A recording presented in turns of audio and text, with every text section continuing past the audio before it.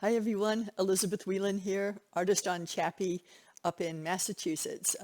Back again in the studio. And this is an epilogue, a follow-up to the abstract demonstration I gave the other day. I finished the abstract piece and then did exactly what I said I normally do, which is have it hanging around in my studio for a couple of days.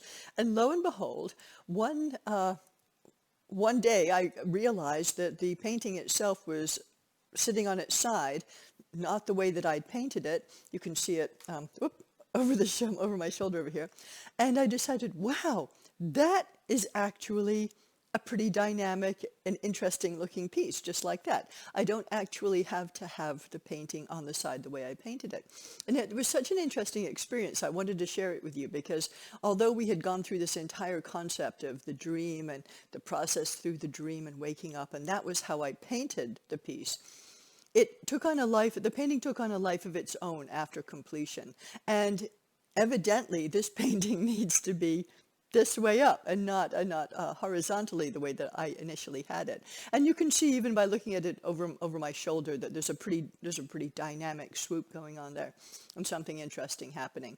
And so I wanted to share that with you because the whole artistic process really is a journey. And I know that that's such a trite thing to say. You know, it's the journey, not the end result or whatever. But it really is. It really is the journey. And I made some notes that I wanted to share with you. And so part of this, let's see, where am I on this? Okay, so the personal freedom that comes with being an artist is part of this business of allowing yourself to go on any journey. Any journey.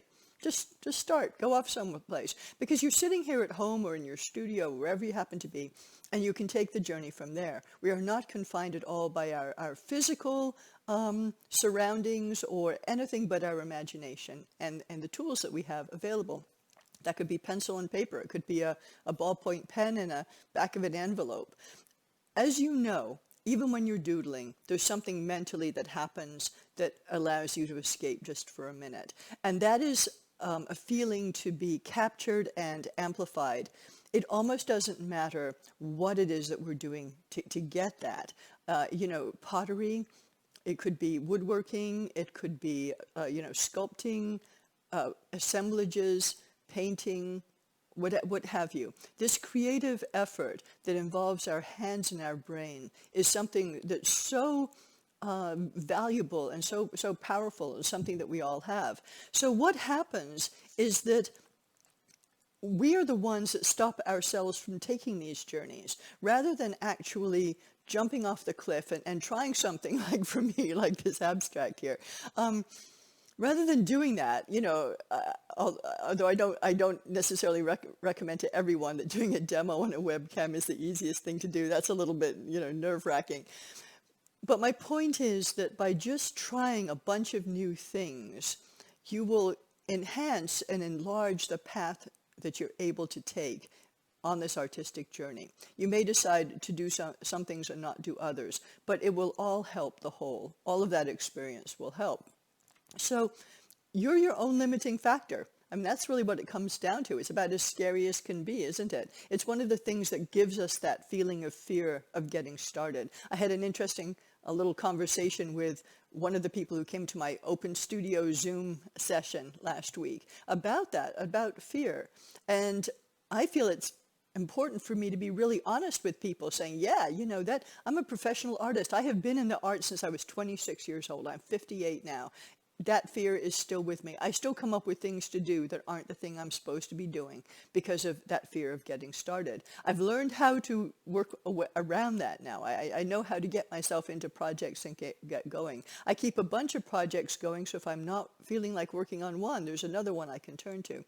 So these are things you learn over time, but you're your own limiting factor, and you need to get out of your own way and try some new things. So, and when you do, and when the results are, I'm not quite sure what happens, you still need to be sort of open to the idea of, hey, perhaps this art is doing something by itself. I actually was looking at that piece before I turned it around. I said, you know what? There's some kind of cool little bits going on in here. I think I'm just going to cut this down and make note cards out of it or something, because I liked some things that were happening. And I was willing to go, hey, okay, cool, that worked. To the extent that it did, and now I'm going to move on to something else. So I really encourage you to try that. So what's the difference between artists that are able to make, these grand statements with their work and you or me? One of them is this business of daring in spite of their fear. So daring is important. And the other is believing in themselves in spite of outside influences. Now, that doesn't mean that, you could be like, well, no one's telling me not to be an artist. But we have all kinds of outside influences. From the day that we're in school, we're sort of subdivided into who's an artist and who's not an artist. We have all of this social media saying what's good and what's bad when it comes to art. We have our own internalizing of what's good and bad. For years, I was like, abstract art, I'm not having anything to do with it, which was really,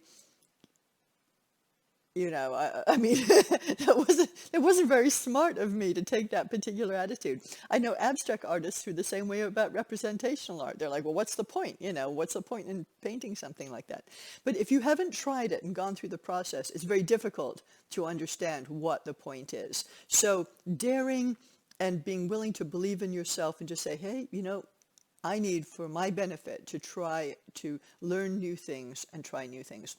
Likewise, I find it very valuable to read about other artists and their work, both past and present. It really helps, even if I don't really like their work itself. Sometimes hearing their mindset is useful. So on another video, I'll have some book recommendations that might be helpful, and then feel free to share with me your recommendations. I'd love to hear what you think about things. And then the last point I wanted to make, develop your own visual language. And what that really means is that you'll find, just like I found, there are certain brushes and certain palette knives that I go to for abstract art. There are certain brushes and paints I like for oil painting. And now I've started to understand that there's a certain way I like to hold my brush, a certain a brush stroke I like to make. And once you start to identify those things, do more of them. You're developing your own language. And that is what creates a style that is unique, because you're basing it entirely on your own reaction to things. And then if you see another artist do something interesting, give that a try, because your way of doing it will be your own, even though you're trying, their approach to things. I think that, and that also goes to a combination of symbols, of paint strokes, of the types of materials you're using. All of those sort of become part of that language. And then I think it's important to be willing to use that visual language to speak out, regardless of whether you believe anyone is going to understand you. So that includes representational art. If I'm painting a still life, which to me speaks of something very personal to me, and to someone else they're like, hey, what's that? I have to be willing to do that anyway, and just to go ahead and go through that process, because I myself am going to learn something from it. And that's who the art is for first. It's for you.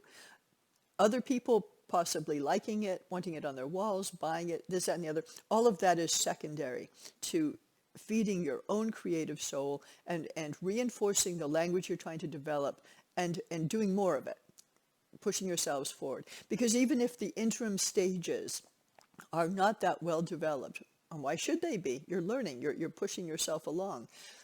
You will get somewhere if you take that journey, and you will not get somewhere if you just keep walking a well-known path that doesn't give you any new insights or any new input. You might feel comfortable there, but you know yourself that you're your own limiting factor. So I'm encouraging you to be free.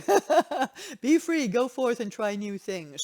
And be prepared for unexpected things to happen, just like this abstract painting, very unexpected.